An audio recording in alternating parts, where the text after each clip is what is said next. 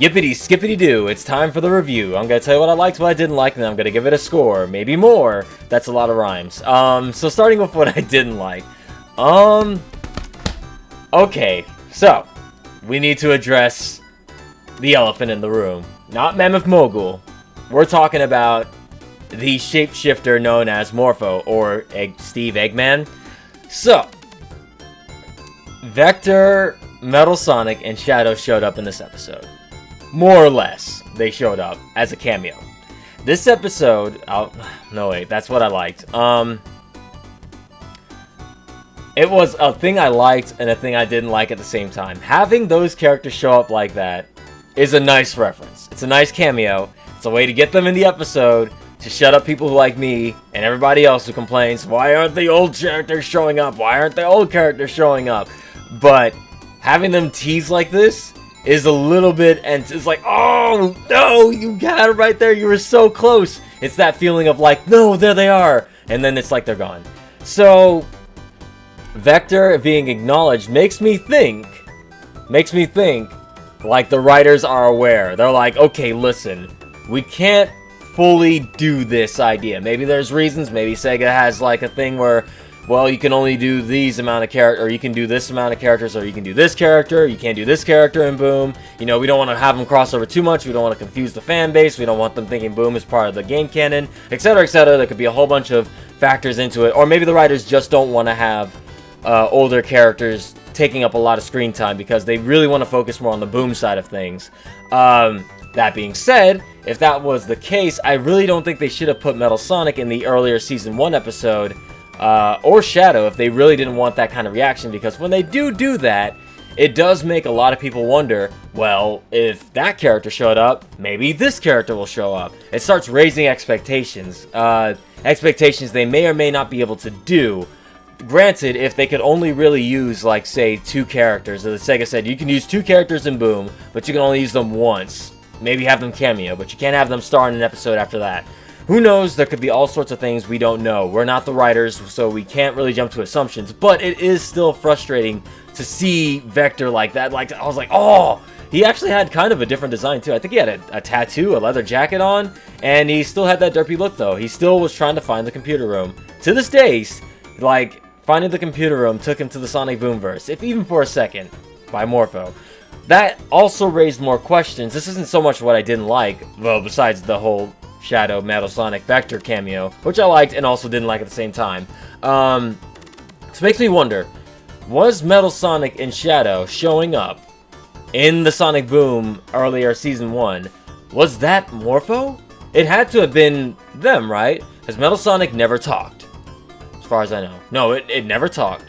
It acted like what I imagined Metal Sonic would act like, and Shadow had most of Shadow's mannerisms. Like, it's hard to say at this point. Like, I don't know if that was Morpho or if that was actually Shadow. It's hard to say at this point.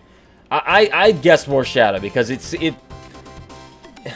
well, here's the thing. We don't know how Shadow would act in the Boomverse, so we don't know if, you know, Steve Eggman, Morpho, whatever you want to call him, was acting out of character for Shadow. Maybe that's why Shadow was so serious in, you know, the episode he showed up. Maybe that wasn't really Shadow, that was just Morpho playing Shadow. But then again, how would he know who Shadow is, and how would he know who Vector is, and how would he know who Metal Sonic is if he didn't meet them in the alternate universe, which Sonic never... Wait, I'm confused now, I've confused myself. Time-traveling shenanigans or dimensional shifting stuff like that is very confusing. Forces is gonna be a mess of a story if they don't do this right. That being said, which I say again, I liked seeing the cameos of the characters. I liked seeing all these references in there. He called him Mr. Needle Mouse. Like, okay. There was a lot of fun stuff in this episode. I like... Now, so, hold on. I'm, like, thirsty here. I'm, like, getting dry mouth. Getting dry.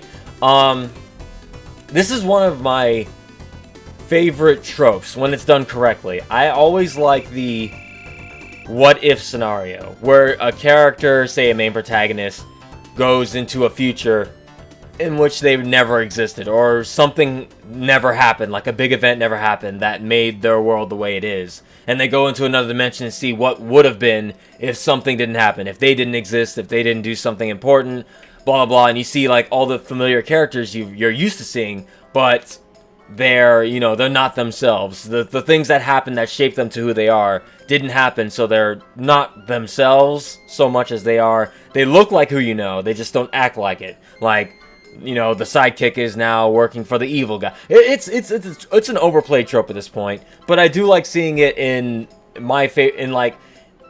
how do I put this? In shows I really like, when it's written and done right, it can be an interesting look at what would have been if this didn't happen. Like, it's non-canon, of course, to the main dimension, but, like, it did happen in another dimension. It's cool to look at things like that, like, so Sonic never existed, of course Eggman would take over.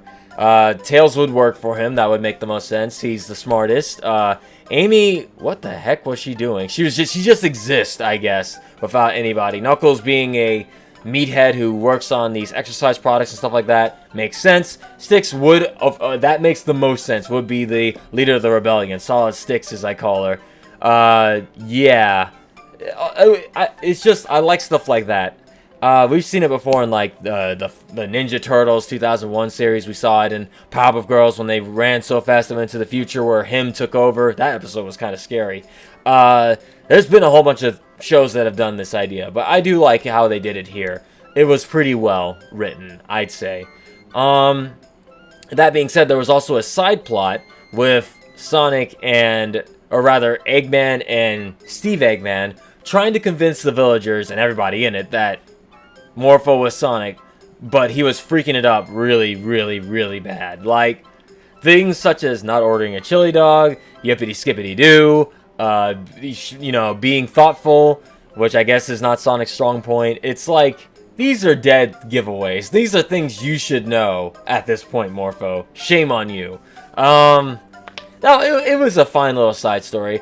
It was funny to see the villagers actually reacting, being like, you get out of here, Steve Eggman. We're not falling for that. It's just like, wow, they really are just like, they're used to the shenanigans. Like, this is the villagers actually being smart for a change. A lot of people like to complain that, they turn on Sonic and crew on a dime, and, they're really stupid. They always do this. But this episode, they kind of demonstrate, they're at least intelligent enough to realize when a fake Sonic is talking to them. Or it's just the writers being inconsistent again. Whatever you want to call it, I liked it here. Again, when you have multiple writers writing the same show, there's going to be inconsistencies. That's just how it works. Other than that, I'm trying to think. Man, I really would have liked to see Vector in this. Because I was thinking, if they were to actually put Vector in this episode, how would you guys put him in this episode? My idea would be that Sonic goes missing. He goes to the other dimension. It could be a two-parter, right? A two-parter episode.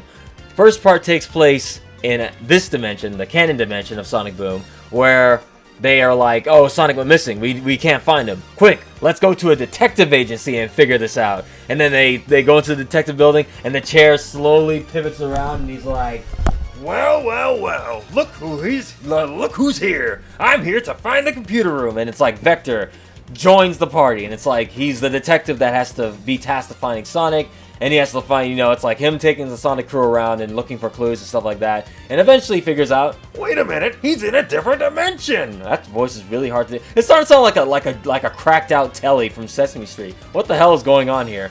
And then the second part 2 would be in the Ultra Dimension that shows where Sonic is changing things for the better. Basically, how the episode ended was how I would do part 2. It would be like Sonic fixing that dimension and then coming back home with the assist from, like, Vector. I don't know. Vector figures out they need to get to another dimension. Tails makes the invention, shoots the dimensional portal. Sonic comes back out. Vector gets paid. And eventually, at the end of the episode, Vector goes back to the detective agency, and he's like, they tease that, Charmy and Espio are there. Maybe Marty if they wanted to be daring. It's like, just like that. That's how I would have written the episode. But again, I don't know how they're able to use the characters, if there are any mandates or whatever, things they can't do with the characters based on what Sega told them. But that's how I would write the episode. Let me know how you guys would write the episode. How would you improve the episode? And tell me anything I would have missed. Leave a comment below, hit that like button, and don't forget to subscribe to the Where Free Access for more videos like this one if you haven't already. Oh, I forgot to give this episode a score. I hit my mic multiple times. I hope the audio has been picking up, or I've been talking to nobody. I'm gonna be really mad if that's the case. Because I don't want to record all this over. Let's see. I would give this episode and 8.3 out of 10. Pretty good. Is there anything else I want to say on this episode? No, I think I'm good. I think I'm all caught up now. By the time this comes out, I'm probably going to be behind again. That's just how it works. I'm sorry, guys. But now that I'm all caught up, technically, I guess I can start responding to comments again. So, yeah, I'll see you guys in the comment section. Thanks for watching. As always, my name is Wolfie, and I will see you all next time. So stay tuned. Steve? I told you to call me Morpho. You know, seeing as how I can morph and junk?